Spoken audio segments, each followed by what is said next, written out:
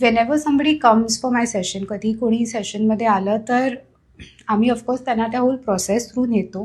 पण तुला जर उदाहरण द्यायचं झालं तर तुला जर मी सांगितलं की कौस्तुभ तू इकडून ह्या पॉइंटपासून ह्या पॉइंटपर्यंत चालत ये, तर तू कसा येशील चालत?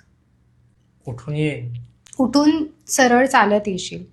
पण मी जर तुला सांगितलं की आता ना एक काम कर, रांगत ये किंवा उलट्या पायाने चालत ये किंवा उड्या मारत ये किंवा हात वर करून चालत ये किंवा बॉडीला शेक करून चालत ये किंवा मोठे मोठे पावलं घेऊन चालत ये, तर just this example with that movement किंवा त्या मुवमेंटद्वारे कुठेतरी तुझं शरीराला कळतंय की इकडून इकडे चालत येण्याची एकच पद्धत नाहीये.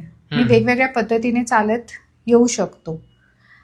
कुठेतरी तेच प्रोसेसिंग तुझ्या सबकॉन्शियस लेवलवर, तुझ्या माइंडवर पण होत आहे की एखाद्या परिस्थितीला सामोरे जायचं एकच मार्ग नाहीये.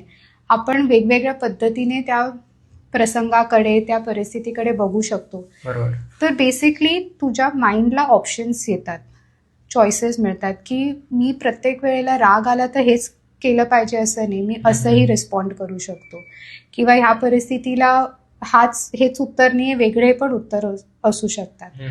तर that learning unlearning happens in the process of dance therapy. आणि तिथे तो चेंज येतो की मुवमेंट जरी आपण कशा पद्धतीने आपल्या माइंडमध्ये, आपल्या विचारांमध्ये, आपल्या फिलिंग्स, भावनांमध्ये कशा प्रकारे बदल आणू शकतो.